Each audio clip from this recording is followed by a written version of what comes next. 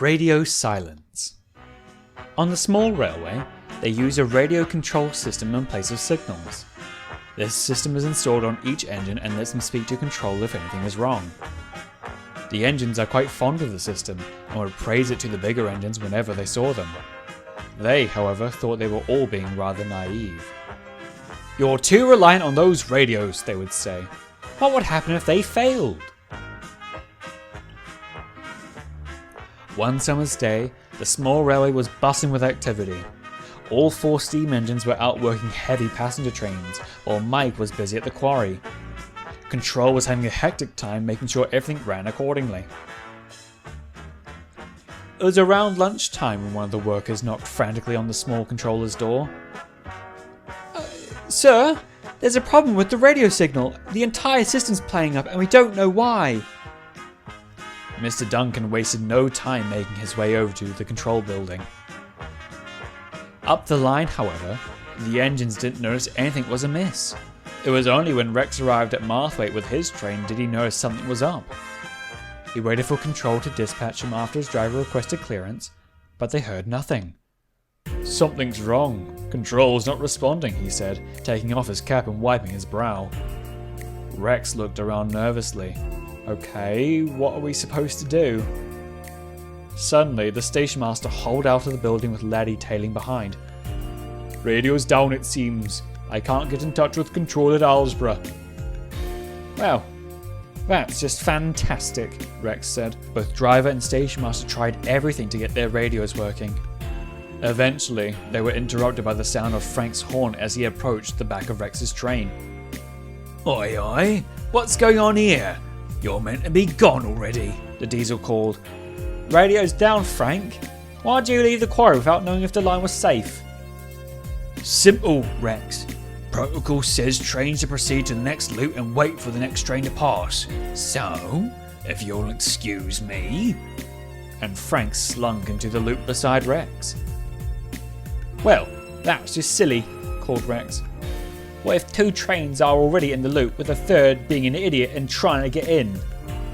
Frank came to a sudden stop halfway in the station when he came face to face with Mike, coming the other way. "Frank!" shouted Mike. "Loop's mine, get out!" Frank scrunched up his face. "It's mine too. Rex is the one who isn't meant to be here." The engines began arguing with each other, and now the passengers were complaining too. Back at Alsborough, Sigrid was waiting in the sidings for the next train to come in. She was the relief engine that day and wished to be out on the line. The big blue diesel had been bought to assist the railway before Jock was finished, though was put aside in favour of the new engine.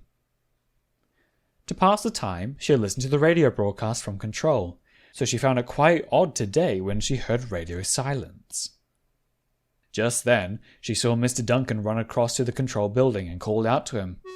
"Sir, I'm getting nothing on my radio. I think the system's down."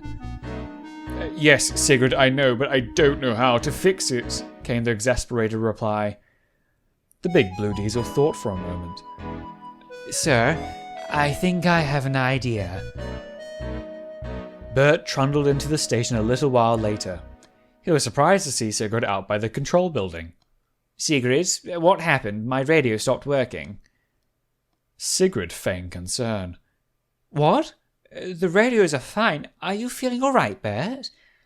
Bert was visibly concerned. Sigrid couldn't keep up the charade. "Oh, don't worry, Bert. The entire system's down. You're fine." Mr. Duncan came alongside. "Enough jokes. Now, Bert, Sigrid's devised a plan. We need to get each engine back here and manually sort out their radios. We can do this by keeping you here while Sigrid takes your train out. Then you can take Mike's while we sort out his radio. We'll keep cycling through the engines until everyone is in order." Bert was still puzzled, but Sigrid, knowing how best to talk to Bert, explained.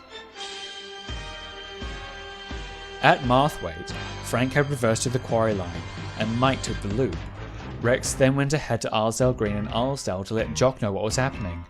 The passengers were very cross by now, but when Sigrid trundled in, she and her crew explained everything and tried to soothe the passengers. This made things just a little better.